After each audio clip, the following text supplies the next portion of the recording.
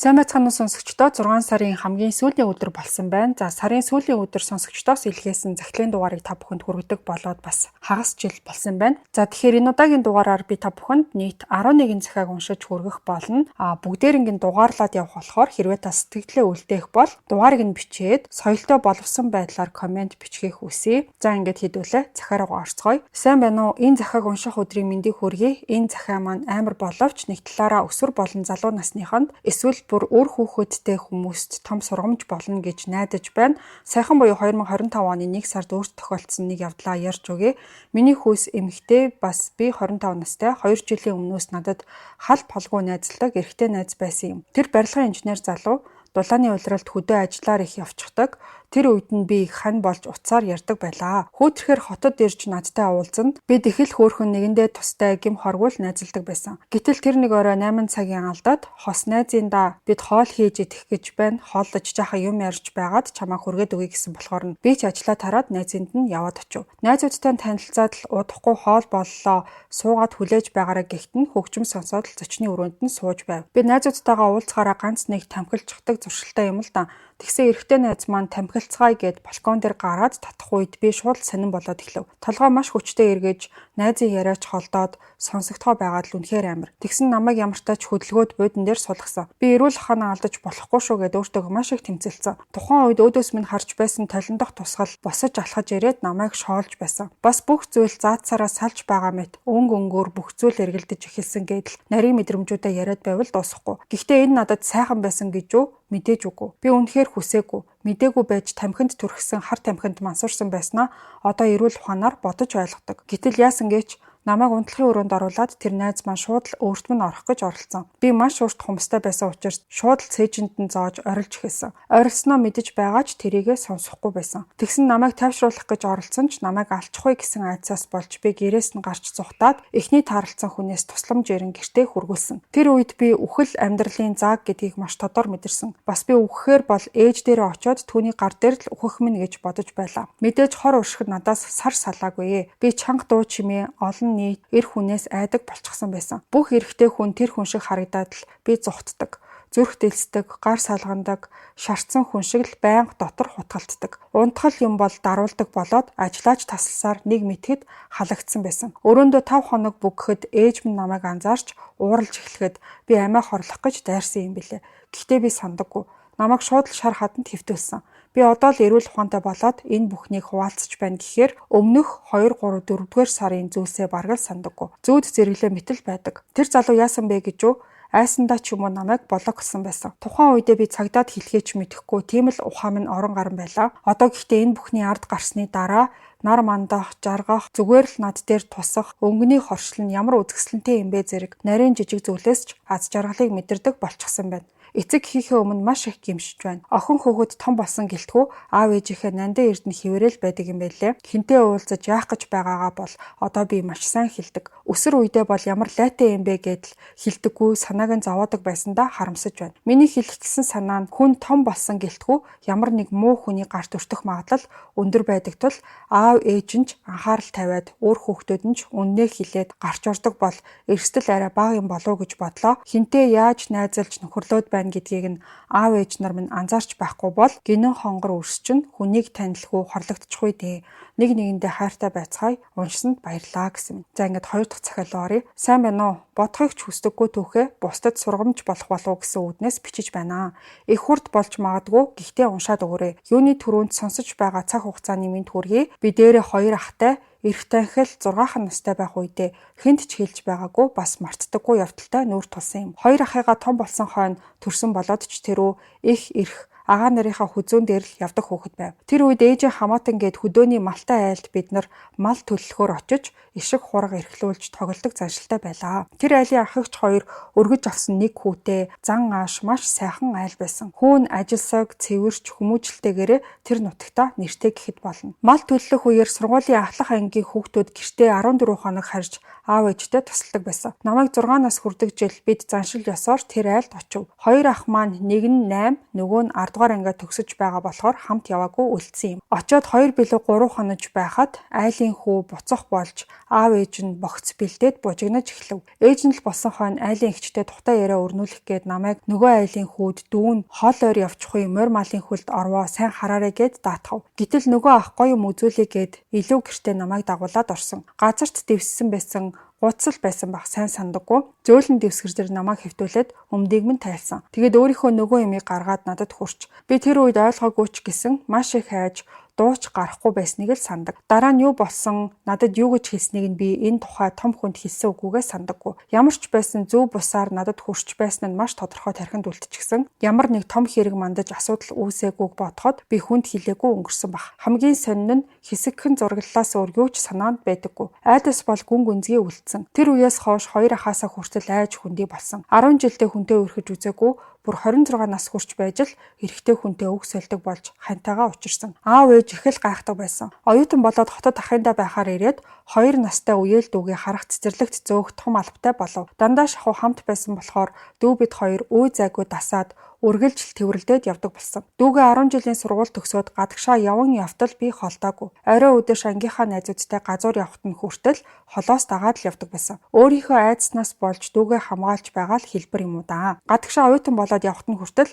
санаа маш их зовж одоо ч хаана байгааг нь хардаг, аппликейшнаар хүртэл байнга хяндаг. Надад ийм муухай насан туршийн шарх үлдээсэн нөгөө ах одоо өөрөө охин өртөө түүнийг маш их хайрладаг гэдгээ фэйсбүүкт дандаа бичдэг. Ухаан орсон цагаасаа тэр ахтай нэг ч уулзаагүй. Их л мундаг гэж бусдад хүндлэгдсэн хിവэрэ. Тэр үед хэдий өсвөр насны хүүхэд байсан ч болохгүй зүйл хийж байгаа гэдгээ мэдэж л байсан баг. Найзын хүсэлт явуулахад нь зориг гаргаж хүлээж авсан. Яагаад гэвэл хүүхэд байхдаа надад буруу зүйл хийж байснаас санаг гэж. Аанти 7 дугаар ангид байхад охтын үзлэг болоод гинэт би хүүхэд биш бол яана гэсэн айдаст хүчтэй автаж байсан. Тэглээгээд хоцорч болохгүй учраас ямар нэг зүйл болвол учрыг нь хэлэндэ гэсэн бодолтой үзлэгтээ орсон. Азар би охин хിവэрэ байсан. Би маш их баярлаж насан туршийн айдас маань арай зөөлрсөн санагддаг. Одоо би 38 настай хөөхөн хүүгийн ээж аавууд минь балчир өрөө хин нэгэнд итгэж хизээч битгий даатгаарай л гэж гуй. Ингээд битсэн чинь дотор сайхан уужрах шиг боллоо. Навшруу байсан бол өршөөгөөрэ уншсан сонсон та бүхэндээ баярлалаа гэсэн мэн. За ингээд 3 дахь захиалга орцгоё. Шууд түүхээ бичээ. Би одоо 18 настай 2024 оны 9 сард Япон улсад сурахаар ирвэ.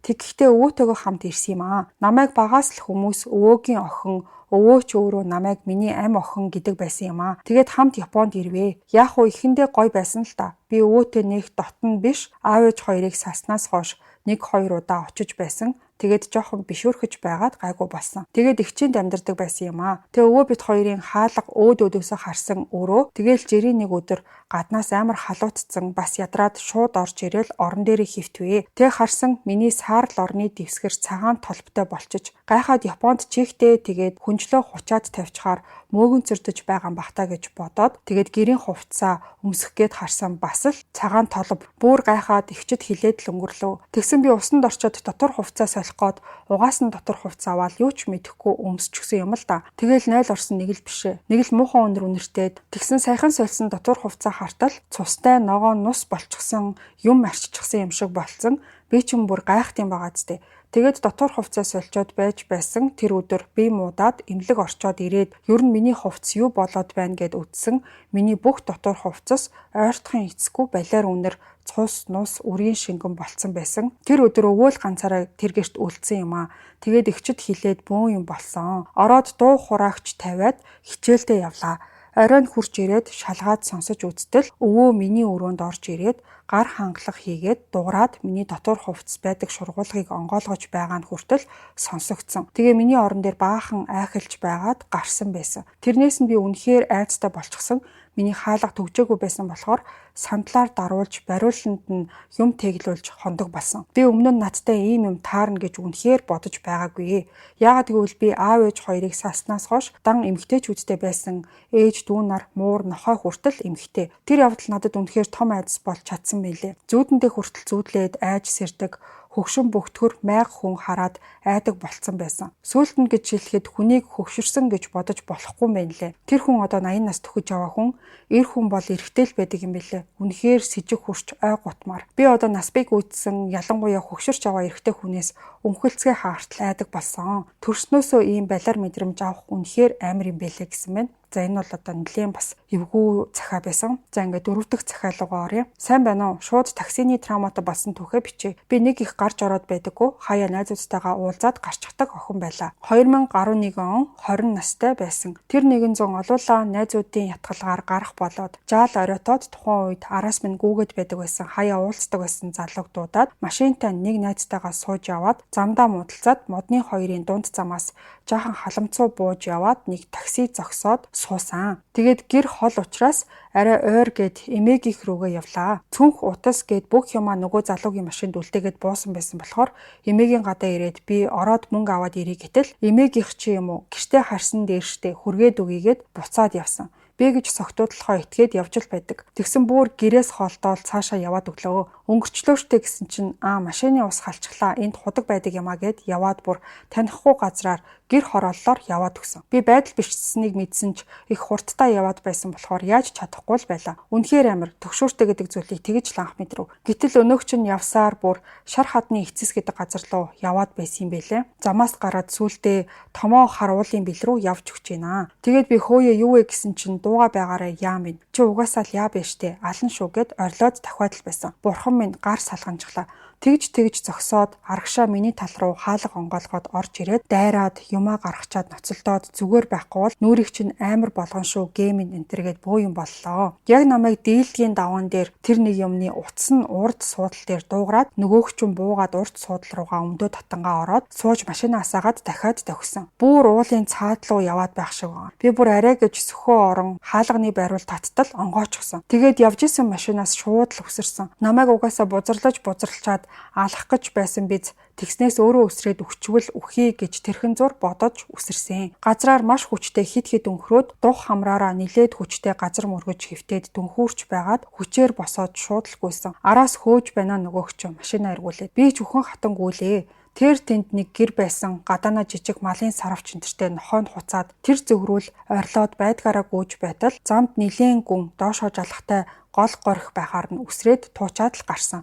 Маш хүйтэн ус шавар шавхаа. Орилоод туслаарай гэд гүйж байх зур арагшаа хартал өнөөх чинь зогсож байна. Нөгөө жалгаар гарч чадахгүй байснаа тойрж ирэх гэж байгаа бололтой хажуу тишээ эргэсэн би ч урагшаа гүйж байтал нөгөө гэр ойртон гадаана нь 2 хүн орц сад унтаж байсан бололтой өндийгөө суудсан харж байна намайг. Намайг хараад айсан баха бодвол хар 0 шавар шавхаа болсон сэгсээсээ юм орилоод ирэхээр харж намайг тусаж гүйж ирээд түшээд гэрийнхаа гадаа суулгаад би бүх юмаа гацаж төгдрөн хэлтэл нөгөө хоёр сонсож байгаад эргээд харснаа чамайг хүлээгээд дэжтэй гэж харсан чинь холхон машина унтраагаад зогсож байдаг юм да нөгөө сөгч нь. Тэгээд утсыг нь гуйж нэг найз руугаа залгаж хөөрхий тэр найз минь хар шун такси бариад тэр хоёр залуугаар зам заалгаад ирэх хүртэл нь тэр хоёр надад дээлээ нөмрүүлээд үүрээд зам руу хөргөж өгсөн. Тэгээд би арай гэж нэг найзтайгаа уулзаж тэр хоёр ачтанд талархснаа илэрхийлэн утсаар ярьж байгаад хоолнд оруулаад уулзъя гэд салсан байдаг юм. Зарим хэсгээ товчлоод урт болчихлоо. Тэр үед уураа бардам зангаа дийлэлгүй уурлан хамаг ямаа орхиж бууж чөтгөрийн гарт орсондоо одоо хүртэл харамсдаг юм. Тэр үед тэр хоёр аврагч болж ирж авсан найзаас минь гадна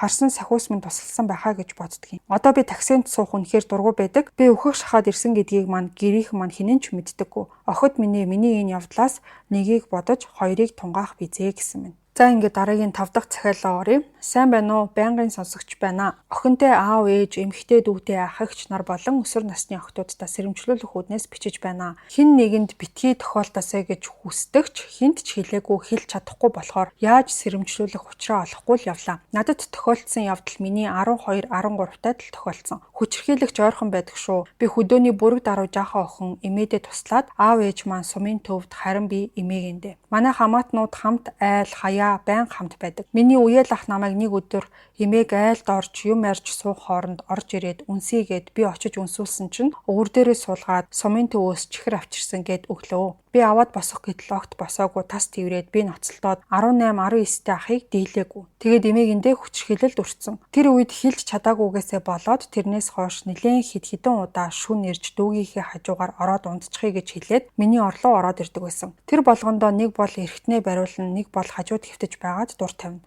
Улаан цагаан гэртээ хүчирхийлэлд өртөж байгаа хинч гадарлаагүй. Тэгэхээр ийм ойр төрөл садандаа хүчндүүлсэн бол мэдэхгүй өнгөрөх тохиолдлууд маш их байх. Тэрнээс болоод би маш их айцтай, травматай болсон. Хүнд ч хэлж чадаагүй, хэлвэл би өөрөө буруутай болчих юм шиг, хамаатан садан байж хоорондоо хэрэлдчих юм шиг нэг тийм сонин айцтай байсаар 1 жил болсон. Ашгүй нэг явахт нь санаа амарсан. Тэрнээс хойш эрэгтэй хүнтэй харцаж чадахгүй, болзоонд явж чадахгүй, гэртээ бүгсэн. Бүр зүг зүгээр байгаа хөөрхий ааваасаа хүртэл айдаг тийм л гүн хямралтай болсон байсан. Одоо харин тэр ах маань нүглээ үүрээд үр хүүхдээ алдаад сэтгэлийн зовлонд унсан. Үүлийн үр хаалга андардаггүй гэж үний юм байлээ. Октоудтаа л гэж хэлэхэд чамд таалагдахгүй үйлдэл хийсэн л бол ээжтэй эгчтэй хилтгэж байгаарай. Бас аав ээжүүд минь октоудаа хамаатан садан байсан ч хамт орхиж болохгүй. Ойрхон унтоох, ор засч өгч болохгүй. Ямар нэг буруу зүйл хийвэл хурч болохгүй газар хүрвэл айж ичихгүй ээж аавдаа нуулгүй хэлж байх талаар зөвлөж байгаарай. Жаахан охтуудтай маш анхааралтай байгаарай. Хэдий би одоо 40 хүрсэн ч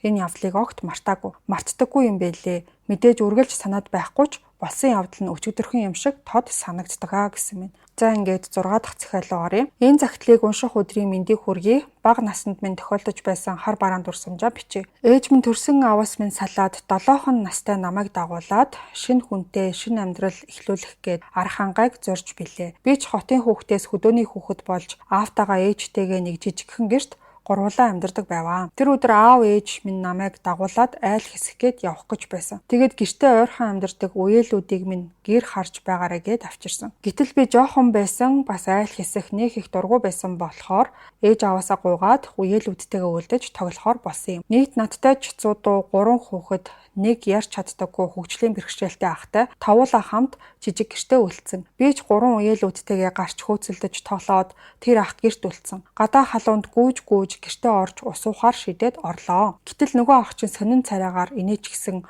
өөрийнхөө бэлэг эрхтнэр тоглолцсон сууж байсан. Би харсан зүйлдээ гайхаад буцаад гарвуу үгүй юу араас хөөж ирснээ гэрлөө тэрвэрэд орчихсон. Намайг газарт шидэд хаалгаа модоор төгчснээ над руу харж инээгээд л байсан. Дараа нь намайг орон дээр гаргаж шидэд өмдөө тайлж эхэлсэн. Би ч ойролж уйлж гэрийн завсраар тусламж гуйж эхэлсэн. Тэр ах миний хувцсыг тайлах гээд чичирч байлаа. Урдаас нь жих гэж оролцсон ч би яаж ч тийм том биетэй ахыг барах вэ? Намайг өнсөж өмхөөж, биеийг минь нээлж таалж, амар муухай харцаар инээж байсныг нь бодохоор л бөөлж мөр. Гэтэл удалгүй үеэлүүд хаалга онгойлгох гэж татаж байснаа миний нэрийг дуудлаа. Би ч орилж эхэллээ. Гэтэл тэр ах миний дээрээс босч доогоороо нүцгэн хаалга руу очиод хаалгаа онгойлгочихлоо. Гэтэл манай ойр хаяанд амьдардаг игч ирсэн байсан. Яаж мэдэж ирснийг нь мэдэхгүй ч гэсэн тэр игч өстэй мяндсан шүүр авч нөгөө ах их чинь гэр тойруулж хөөж гаргав. Тэр их чинь дорой хүртэл үеэлүүдтэйгээ хамт байсан. Манай үеэлүүд намайг "Найзаа чи зүгээр үү" гэх мэтээр миний хажууд тойроод суучихсан. Би тэр их чинь үрд сууж байснаа одоо хүртэл тод сандаг. Тэр орой аав ээж хичээнд ирж болсон бүх зүйлийг сонсоод ээж минь нулимс цэлэгнүүлээд аав харин маргааш нь тэр ахынд очиж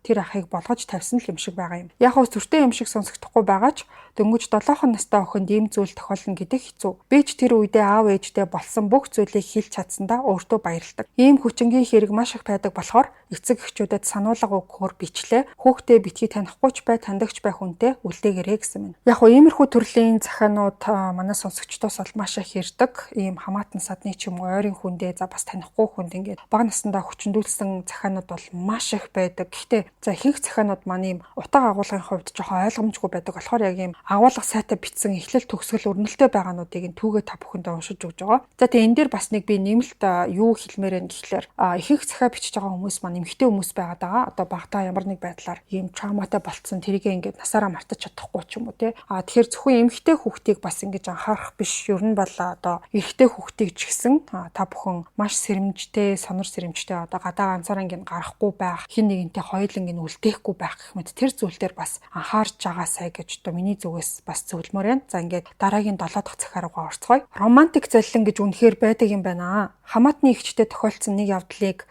бусад хүмүүст сургамж болгох үүднээс өөрөөс нь зөвшөөрөл авч байгаад бичиж байна. Жаахан нушуу болж магадгүй. Гэхдээ аль болохоор уншаад өгөрэй гэсэн. За манай нах зэгч одоо бараг 50 нас хүрч байгаа. Ажил төрөл, ар гэрийнх нь амьдрал жигдэрсэн сайхан ихч байдаг юм. Надтай их дотн болохоор бид хоёр аминчхан яриах өрөөгөө хуваалцаж тэр хүндээ найз нөхөд шиг дотн байдаг юм. Өнгөрсөн 3 сарын сүүлээр нөгөө ихч маань нилээд амьсгаа дээгүүр над руу залгаж байна. Сайн уу миний дүү, ихчт нь яаралтай мөнгө хэрэг болоод байна. Чамд надад мөнгө зээлчгээр хүн байна уу гэж байна. Эгч минь над шиг оюутан амтанд юу байх втэ? Та ч мөн болдог хүнээсээ асууж байна да.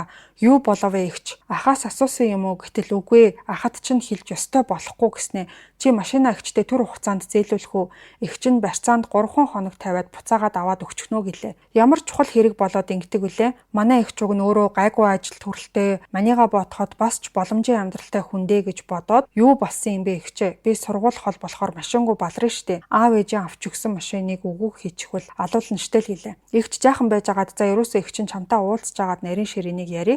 Уцаар ярих асуудал бишээ л гэж байна. Би ч гайхаад та зүгээр үү? Хүүхдүүд чинь зүгээр үсттэй гэж асуутал зүгээрээ эгчт нь нэг сайхан зүйл тохиолдоод бүр сүүлийн үед үнэхээр аз жаргалтай байгаа. Харин одоо жаахан л мөнгө олчихвол яг болох гээд байна. Эгч нь хичээлээ чинь тарахаар яваад очие. Тэгээд эгч нь гоё мэдээ дуулганаа л гэж байна. Би ч учрыг нь олсонгүй заал хийлээ. Оройхон эгч хүрээд ирлээ. За яасан эгч юунд мөнгө хэрэг болоо вэ? Бас юун сайхан мэдээ вэ гэд би хэрэгт дурлав. Эгч нэрэл жаргалтай байгаа бололтой нүүр нь гэрэлтээд ингэж ярваа. Нөгөө гоё гэд байсан мэдээг нь сонсоод би шок. Эгч харин тоож байгаа ч шинж алгаа. Сарын өмнө фэйсбүүкээр нэг хүнээс найзын хүсэлт ирээд авсан гин. Гадаад хүн бололтой. Гэхдээ Монгол нэртэй харахаар нэрээч Монгол цустай юм уу гэмээр хүн гин. Надад зургийг нь харууллаа. Нүдэнд дулаахан буурал суусан үстэй итгэж болохоор л хүн харагдав. Гэхдээ хамгийн с ิจ гтэй нь ердөө фэйсбүүкийн 5 найзтай хүн байсан. Их л хичээж авахулсан бололтой хідэн зураг оруулсан байсан. Тэгсэн тэр хүн бүтэн сарын хугацаанд нөгөө мó ихчийн маань толгойг 180 градус эргүүлээд хайртай дуртай үлцэн амьдралаа чамтай л өнгөрөөн чам шиг сайхан хүн би хизээч хараагүй гэд нам панаалтсан байв. Эгч маань ихэндээ нэг их тоохгүй байж байснаа сүүлдээ өдөр шөнөгүй өглөө оройгүй хайрын захиа бэлэн сайхан амлалтуудаар бөмбөгдөөд байхаар нь итгэж гисэн. Би гэдэг хүн өдийн насандаа жинхэнэ хайртай учирч хаад байна. Эгч нь чамд л хэлж байгаа шүү. Өөр хүнд хэлэх юм биш. Гэхдээ энэ үнэхээр гайхалтай хүн байгаа юм. Сэр улсад энхийг сахиулах ажиллагаанд оролцдог. Одоо тэндээсээ тэтгэвртэй гарч байгаа юм. Аав нь Монгол, ээж нь Америк хүн гэсэн. Тэгээд багтаа Монголоос Америк руу явж тэндээ амьдраад Монголдо нэг ч удаа ирээгүй. Аав ээж нь 7 настай байхад нь машины ослоор нас бараад асрамжийн газар хүн болсон. Эхнэр нь 5 жилийн өмнө хорт хавдраар нас бараад одоо ганц хүүтэйгээ амьдардаг. Өнгөрсөн хугацаанд эмэгтэй хүнтэй огт харилцаагүй. Харин чамтай чатаар харилцдаг болсноос хойш чухам хайртай болсон гэх зэрэгээр битсэн байв. Бүх харилцаанд дандаа чатаар байсан болохоор бүгдийг нь би уншиж бараг л итгэнгээ алдав. Харин хамгийн гайхалтай элэг бүтээн амьдралтай, өндөр боловсралтай, нас тогтсон эгч маань үүнд нь бүрэн итгээд өөрөө тэр хүнд ухаангүй хайртай болчихсон гэж авдаг юм да. Би бүр шок. Би ч ийм юм сайн мэдэхгүй болохоор тэгээ яасан? Одоо тэгээд юу мөнгөний асуудал болоод байгааг нь лавлахад нөгөө хүн тэтгэвртэй гарахт нь Америкийн нэгдсэн улсын армаас 1.8 сая доллар бас алт өгөхөөр болсон. Тэрийг нь би Монголд очиод чамтай амьдрахаараа хэрэглэнэ. Монголд очиод бизнес хийн. Харин тэрийг чам руу явуулахад шууданд мөнгө төлөх хэрэгтэй болоод байна. Чи над руу нэг хүргэлтийн компаниар дамжуулаад мөнгө явуул гэсэн чатыг нь надад уншууллаа. Тэрнээс өмнөх чатууд нь бурхан минь нэрэл ямар ч эмэгтэй хүний толгойг эргүүлж чадхаар хайрын шүлэг, магтаал зэргийг монгол болон англи хэлээр чухмал урсгасан байв. Өглөө сэрэгтэн сайхан амарсан эсхийг нь лавлаж өдөр хоолоо идсэн үү, ядарч гин үү, орой юу хийж байна гэх зэргээр бүр тасралтгүй бичдэг юм байна. Үнэхээр их чиг маань боловсралтай, нас тогтсон ч хайрын амьдралдаа сэтгэл хангалуун бус явдаг хүнд толгой нь эргэхээр их зүйл битсэн байв. Игч маань за тэр яах вэ? Игч нь тэр хүргэлтийн компаниар нь дамжуулаад 30 сая төгрөг явуулчихсан. Надад Монгол төгрөгийн данс явуулсан ойр зур байсан мөнгө дуусчихлаа. Одоо 5 сая үлдээд байна. Энийг л эгчин чамаас гуух гээд хүнээс асуух гэхээр ямар ийм юм ярилтай нь биш. Илгээмж нь 3 хоноод хүрээд ирнэ. Баталгаатай шуудан болохоор төмөр хайрцагтай, нууц кодтой, дэлхийн хаанч баталгаатай хүргэдэг болохоор өндөр төлбөр авдаг юм байна гэд бүр үнэхээр итгэчихсэн яриад байдаг. Би гэдэг хүн юу гэж хэлэхээ мэддэггүй. Надад ийм юм тохиолдож байгаагүй болохоор ямар ч байсан хитрхи сайхан амлалт, хитрхи их хайрын үгс, бас их хэмжээний мөнгө, өмнө нь огт уулзаж байгаагүй хүний амлалт гэд бодохоор зүгээр задлын юм биш үү ихчээ гэтэл ихч маань үгүй дээ. Ихч нь бас эхлээд тиймэрхүү зүйл бодсон. Гэхдээ тэр хүргэлтийн компани хаяг, имэйл, илгээмж явуулсан track number гэд бүгдийг нь шалгаж үзлээ. үнэхээр бүгд байна. Эргэлзэх зүйл байхгүй, бүр нэгдсэн үндэсний байгууллагын ачааг зөөдөг найдвартай компани гэсэн гээд хаягийг нь өглөө. Тэр хаяг руу н ороод үзвэл үнэхээр хичээн хэлсэн мэдээллүүд бүгд байхаас гадна илгээмжийн дугаар, очих өдөр, цаг, хичээн маань хаяг, бусад холбогдох мэдээлэл нь бүгд дурайж байлаа. Би нөгөө веб хуудсыг баахан ухаж байгаад утсыг нь хайж үзтэл хуурамч байж болзошгүй гэсэн анхааруулга гараад ирлээ. Эхчэд үзүүлээд эхчээ та юурн тэр Рамаас заллан гэд юмд уртчихсан юм шүү. Аль хэдийн баахан мөнгөө явуулчаад одоо дахиж мөнгө явуулж болохгүй. Та заллуулчжээ эхчээ гэтэл үгүй л гэд байлаа. Би зөндөө шалгасан. Бүх зүйл үнэн байх ёстой. Тэр хүн надад худал хэлэх ёсгүй гэд өнгөрсөн хугацаанд харилцсан бүх чат, явуулсан зураг гэд бүх юмаа надад үзүүллээ. Бурхан минь би ч толгоо ирэхээр байв. Гэхдээ л та ямар ч байсан дахиж битгий мөнгө явуул. Нөгөө хүн чи юу гэх нү харж л бай. Харин энэ талаараа цагдаад мөнгө шилжүүлсэн банкндаа хэлсэн дээр бах. Мөнгөө олоод авах чинь билүү гэхэд ихч дурамчхан байсан ч нөгөө орж ирэхтэй байсан цоглог байдал нь унтраад гинэтхэн цурхраад уйлж гарваа. Би ч сандраад ихчээ битгий уйлаа хоёлаа учрыг нь олох гэд үзье гэтэл би гэдэг хүн өнгөрсөн хугацаанд үнэхээр аз жаргалтай байсан. Энэ бүхэн ингээд үгүй болох ёсгүй. Хэрвээ ийм сайхан үгийг нөхөр маань надад хэлж хайрлаж халамжилдаг байсан бол би юу гэж барааг нь ч хараагүй хүнд занаас дурлаж байхав дээ. Гэхдээ хэд хоногтой харъя нөгөө хүний байдал нь ямар болох нь. Гэхдээ намайг хуурахгүй байхаа л гэсээр гараад явлаа. Би ч хойноос нь ихчээ дахиж битгий мөнгө явуулаарай гэд гуйсаар хоцорлоо. Ихчээг явсны дараа би Рамаас заллингийн талаар баахан хайлт хийж манай цагдаа банк арга хэмжээ авч чаддаг хэсэг гэд холбогдох бүхэл мэдээллийг ухаж бараг шүнжин сув. Ихчэд санаа зовоод бас надад ч өөрт сонирхолтой байсан болохоор ухаж хөөрхий ихч маань үнэхээр л мэрэгжлийн заллагчдын өрхөнд унсныг нь ойлгосон юм. Ихчээ өгүүлсэн түүх Рамаас заллингийн жинхэнэ сонгодог жишээ байв. Харин ихчтэй хэд хоногийн дараа холбоо бариад цагдаад мэдэгдэг гэтэл ихч зөвшөөрсөнгүй. Би юмыг яаж мэдхүү гэд кибер гэмт хэрэгтэй тэмцэх газрын утсыг олоод ярьж үзтэл үнэхээр харьцаа муутай зүгээр л урдаас загнах шинжтэй яг яаснаа тодорхой яар гэдэл загнчихдаг газар байлээ. Би ч сандраад тэгсгийгээд утсаа салгав. Харин ихч мөнгө шилжүүлсэн банк руугаа холбогдож тэмдэглүүлсэн боловч цагдаад хандгээд олигтой юм хэлээгүй гин. За нэг ийм хэргийн гэрч болоод сууж байна. Ихч маань бусдад сургамж болог гэдэг үүднээс энд түүхийг нь хуваалцахыг зөвшөөрсөн юм шүү. Энэ сувгийг бас сонсогчд түүхээ энд хуваалцдгийг ч мэдэхгүй. Намайг хэлэхээр л чи тэгвэл ивийг нь олоод биччих. Баг залуу охид хүүхдүүд мэдэж ав гэсэн болохоор энд бичлээ. Үнэхээр ийм зүйл байдаг гэдгийг ихч маань хэлээгүй бол би ч итгэхгүй байлаа. Сүүлийн үед цахимаар хүмүүс их заллуулах болсны нэг нь энэ Рамаас заллин юм байна. Нөгөө хүн нь чи үлдсэн мөнгөө явуулахгүй юм уу? Миний илгээмж хэцүүдлээ. Нөгөө хүргэлтийн компаниас нь хүртэл мөнгө явуул гэд имэйлний хэсэгтээ бичсэн байв. Игч маань тэр имэйл хаяг болон харилцаж байсан бүх контактаа блоклоод бүгдийг нь ардаа орхисон. Мөнгө ч яг олоод л авна. Эмэгтэй хүний эмзэг нандин сэтгэлээр ингэж тоглоож зүрхийг нь шархлуулдаг ловерчд хаа сайгүй байдгийг мэдэж авах хэрэгтэй санагдлаа. Танихгүй хүнээс ялангуяа гадаадаас ирсэн найзын хүсэлт гэх мэт зүйлсэд итгэж огт болохгүй юм байна шүү. Охид бүсгчүүд минь гэсэн байна. За их нуршлаа уучлаарай. Ихчийг маань элдвэр битгий хэлээрэ. Зүгээр л сургамж гэж хүлээж аваарай хүмүүсээ баярлалаа гэсэн байна. Яг энэтэй адилхан жишээг та бүхэн бас сошиал дээрээс нэлээд харж исэн байх гэж бодож нэлээд бас сэрэмжтэй хандах ёстой нэг асуудал юм шиг санагддаг. За ингээд дараагийн 8 дахь захиал руу оръё. Сайн байна уу? Би олон жилийн турш дотроо буглаж харамсаж явдаг өөрийн түүхээ бичиж дотроо онгойлгомоор санагдлаа. Ээж аав хоёр намайг 13 настай байхад салж тустай амьдрах болов. Би дүүтэйгээ аавтайгаа хамт эгч дүү хоёр маань ээжтэй хамт амьдардаг байсан. Ээж аав хоёрын дунд 90 орчим л байдаг байцгаав. Аав минь томилтоор олон хоног явдаг ажилтай байсан тул дүүтэйгээ хоёулахнаа байх нь хэлбэг. 15-16 наснд хүрэх үеэс эзэнгүү хоёр хүүхдийг элэг барих гэсэн ирчүүд хөвгүүд олон байдаг байв. Гэхдээ дүүгээ өөрийгөө хамгаалаад ямартай ч хинт ч нүүр өгөлгүй эзэнгүү байгаагаа мэдэгдэхгүй хичээдэг байлаа. Баг байхдаа тоглодог байсан хүүтэй үерхэж дүүгээ өөрийгөө хамгаалуулдаг боллоо.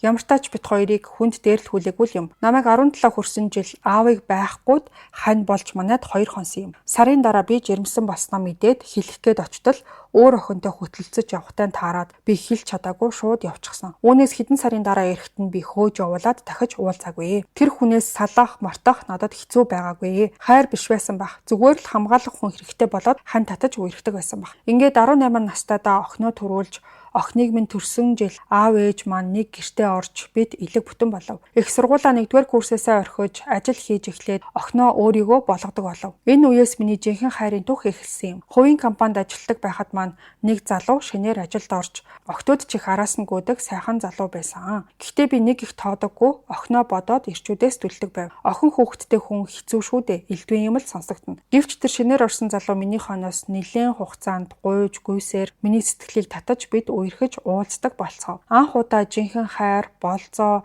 сайхан үгсийг түүнээсээ сонсож өдөр бүр бие биедээ улам ихээр татагдаж, дурлаж, хайрлаж байв. Хүндлэл хайр халамжийг үгээрээ биш үйлдэлээрээ үзүүлдэг байлаа. 22 настай хоёр шүү дээ. Хоёулаа яарахгүй бүгдийг хамтдаа босгоод хүн бүрийн өмнө чамаагаа нүүр бардам амьдруулна гэдэг байлаа. Ингээд бид 2 жил гаруй ирсний дараа түүний минь төрсөн өдөр болж бид гадуур зугаалж аваад нэг найзынд нь очлоо. Тэнд нэлээд хэдэн найзууд нь ирсэн байв. Анх удаа би тэгэхэд арх хамсаж үзсэн юм. Бид гитар тоглож, дуулж, хуурдаад байцгааж байснаа муухан сандаг. Нэг мэдхэд өглөө болж би түүнийхээ дэргэд сэрсэн. Өглөө намайг гэрт хүргэж өгөөд бид салцгаав. Хэд хоног уцаа авахгүй, ирэхгүй болохоор нь би хайж явсаар найзындаа согтуу байхад нь олж авлаа. Гэвч танигдахааргүй өөр харцаар над руу харж гомдолтой хоолоогоор чи арайчтай найзтай минь гэхүг чихт элсэж дотор харанхуулав. Тийм юм болоогүй штэ. Би согтсон ч чиний хажууд сэрсэн штэ. Тэр арайчин бид маргалдаж, уйлалдаж хонов. Тийм юм болсон гэхэд би итгэдэггүй. Миний санаанд юу ч байдаггүй. Тэр минь сарын дараа эргэж над дээр ирсэн.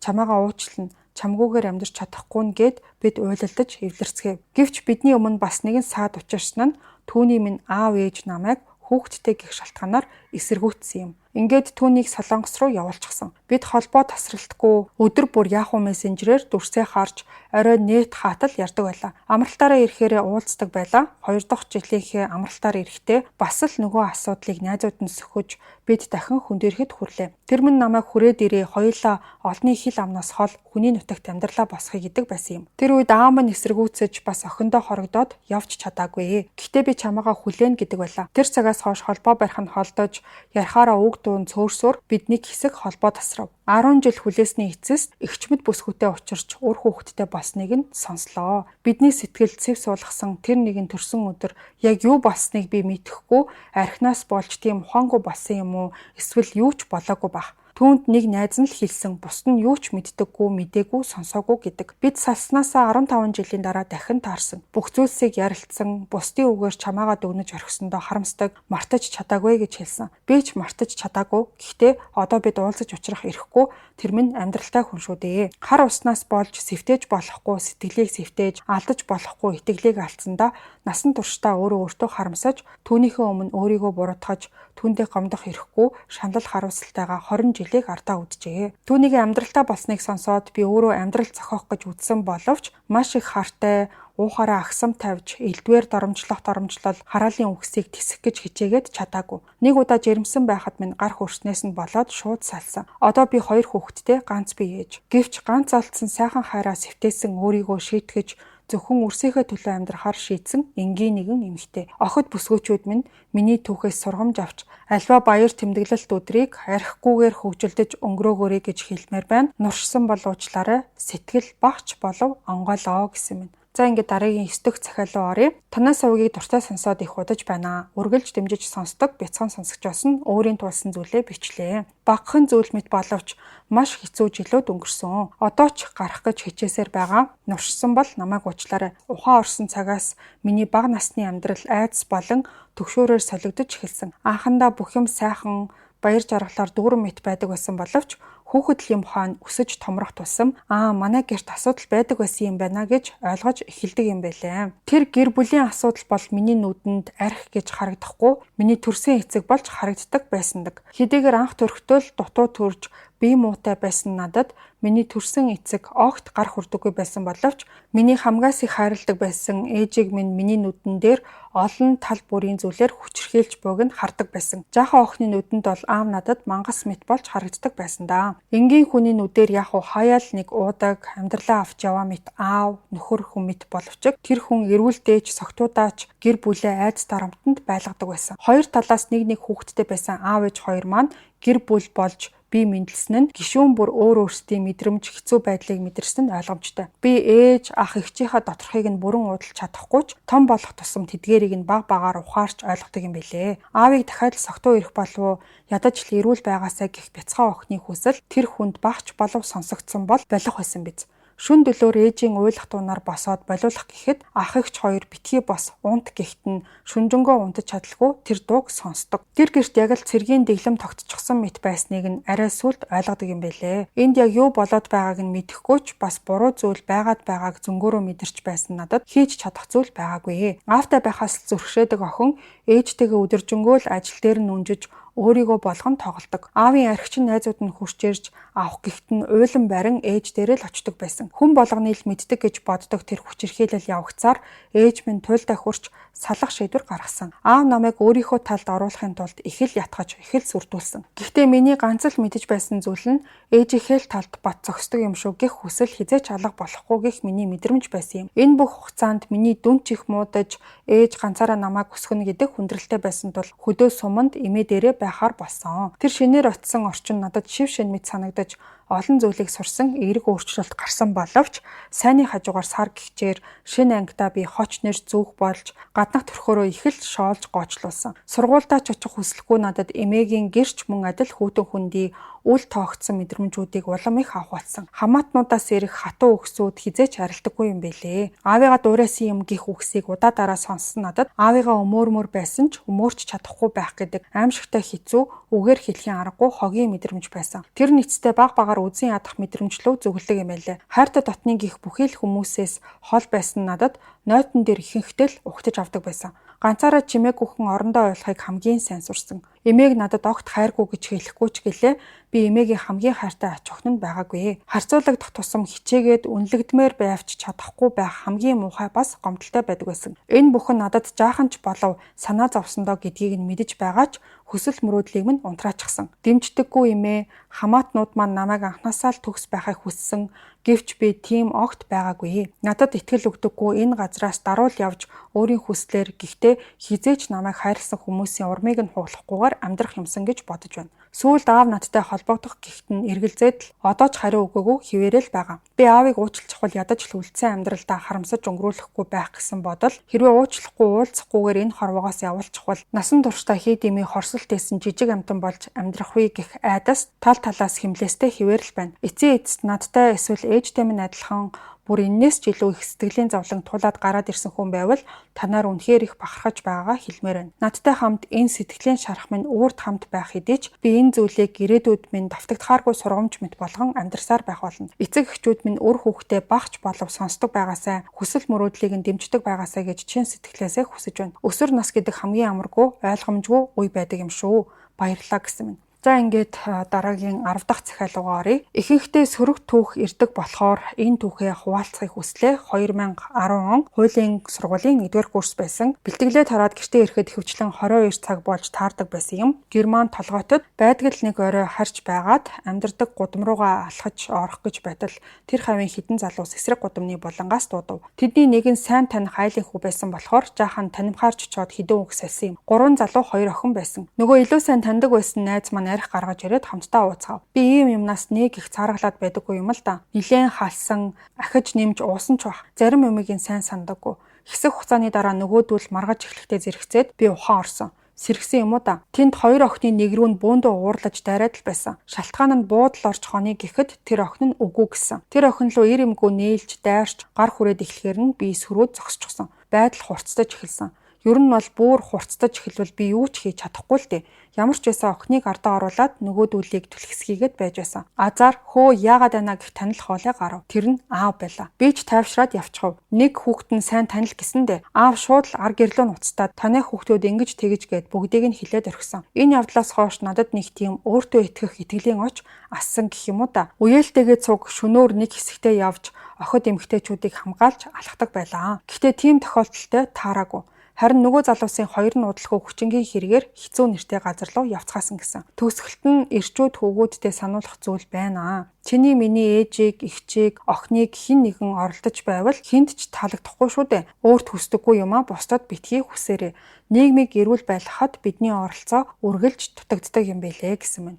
За ингээд хамгийн сүүлийн 11 дахь захиал руугаа оръё. Сайн байна уу? Би одоо 20 настай, удахгүй төрөх юм л да. Жохон замраагүй бичиж магадгүй уншаад өгөөрэй баярлалаа. Би анх 22 онд найз залуутай болсон юм. Discord-оор танилцж байсан болохоор сайн танихгүй. Нэг өдөр уулзахаар болсон. Уулзтал яг Япон хүн шиг л царайтай надад хоолой таалагддаг байсан юм л да. Тэгээд шууд л үргэж эхэлсэн. Анх удаа уулзаад нэг их удалгүй хамт ажилладаг болсон. Шөнөөр ажилладаг байсан болохоор өглөө автобус явтал хамт байдаг байсан. Анхны гэсэн бүхнийг л авсан. Анх удаа хүнтэй үерхэж, хайрлуулж ямар гоё байдаг юм бэ л гэж боддог байсан. Тэр жилийн дараа Япон явж сурсан. Чи араас ирээрээ хамт амьдран энтергээд би ч уг дугуй араас нь явхаар болоод 7 сарын дараа очисон юм аа. Очиход байдгаараа л сайхан ажилтдаг байсан. Гэхдээ би тэр хүн лөө очих гээд юм бодлого баахан үр зээл тавьж ирсэн болохоор мөнгө олдуулаад сургалтын төлбөр зээл хоёр руу явуулдаг байсан. Ирээд 5 сар боллоо. Ажлын шинэ жил боллоо. Бид хоёр өөр салбарт ажилладаг байсан болохоор шинэ жилээр хамт байхын ашгүйгээд бодсон байсан. Тэр ч жижигхэн юмн дээр уурлаад надтай дуурахгүй байхаар нь заазаал гэд бодоод байсан. Тэгээд ууж сууж байгаад хоёулаа ярилцъя гэхээр нь дагаж аваад гадаа гудамд шахуу ярилцлаа. Одоо болно харий гэхээр нь яасан юм бэ юу ч болоогүй байштай гэсэн учир зүггүй л уурлаад харий гэд байсан. Би харахгүй энэ төр гэсэн миний өмссөн байсан хувцсны ингрийг задгаалтал уурсан. Би ч хэлэх үггүй болоод хурдан л хамт ажилладаг охин лугаа явлаа. Уй тэнгийнх болохоор намайг сайн ойлгож байсан юм л да. Би ч ингрээ задгаалаад уйлаад орсон өмсөх солионы хувцс энтерч байхгүй болохоор нөгөө охиноос цамц гуйж өмссөн. Би ууралсан, гомдсон уурандаа болио чи наад эрэгтэйчүүдтэйгээ яваа. Би эмэгтэйчүүдтэйгээ явъя гэд салж явсан. Эмэгтэйчүүд нь Монгол караоке орж жаал уусан. Тэгэхэд найз залуутай хамт ажилладаг охин ирж надад хэлсэн. Танай хүн намайг оролдоод үнэхээр 50 байхгүй байна. Чи салстан дээр юм биш үү гэхэд би ч итгэж өгсөнгүү гэртээ хараад асуулаа. Чи тэр охиндоо унтсан юм уу гэсэн тийм л гэж байна. Би үнэхээр л энэ хүнийг гээд ирэхэд үнэндээ л намайг олон удаа хуурсан байсан. Намайг ээж, эгч, найзууд гээд бүгд л энэ хүнтэй үерхэж эхэлж байхад наа чин битгий чамаас бүр 7 ах яах гэсэн юм бэ гэхэд нь зөрүүдлсээр байж л үерхэд хамт амьдрна гэд итгээд ирсэн. Үнэхээр ээжийн үг бол үнэн шүү гэдгийг л ойлгосон доо. Тэрийг сонсчоод удалгүй жирэмсэн гэдгээ мэдсэн. Тэр ч ахуул хоёулаа арай эрт байна. Дараа болын энтергээд бараг л ахуулъя гэд бодчихсон байсан. Эмнэлэгт очиод үзүүлэхэд 2 ихэр байсан. 2 хүний аим юм бол гэрийнхэнтэй нь ярьж агаад шийдэдэ гэж бодоод 2 талын ээж аавдаа хилтэл гаргал гэж байна. Тэгээ жирэмсэн болоод 3 сар болсны дараахан би ажлаас гараад уг нь Японд төрнө гэсэн бодолтой л байсан. Мөнгө төгрөг хүрэхгүй болохоор буцал гэсэн. Буцгаар болоход үнэндээ л хэрэлдэхтэй муухайгаар хэлж ядуу гуйлахчин манай гэрээс зайл арчаагүй ихшгээ энтергээд бүр ээж лүү орохоор үнэхээр л дургу хүрсэн. Үнэхээр л яах учраа мэдэхгүй ээж рүүгээ хамаг байдгаараа л хэллээ. Өмнө нь ээжтэйгээ энэ хүний талаар юусоо ярьдаггүй байсан. Монголд байхдаа гар хөрч байсан. Экстэйгээ унтаж байсан. Японд ирсэн хонооч намайг хуурсан. Үнэхээр л хэлэх үгч олдохгүй. Одоо салах уу зүгээр төвчээд амьдрах уу хүүхдээ яах уу элэг бүтэн байлгах хэрэгтэй юмсан л гэж бодож байна. Үнэхээр л бүх ирчүүд ийм байдаг юм болов уу гэж бодож байна даа гэж бичсэн байна. За ингээд та бүхэнд сонсогчдоос ирсэн захидлын дугаар part 7 хүрлээ. Хэн нэгний амьдралд тохиолдсон эмгэнэлтэй зүйлс бусдад сэрэмжлүүлэг болгосоо гэсэн үднээс ийм цоврал хүргэдэг болсон байгаа. Хэрвээ та бүхэнд бусдад сэрэмжлүүлэг болгохоор түүх байдаг бол комент хэсэгт байгаа линкийг дараад захидал бидэнд бичээрэй. Энэ удаад захиа илгээсэн бүх сонсогчдод хэврэл дэлгэе бас сэтгэл зүйн амар амгалан хүсье. Хэдүүлээ маргааш буюу 7 сарын 1-ний 2 дахь өдөр хуваарийн дагуу цацагдах сонирхолтой дугаараар эргээд уулзъя.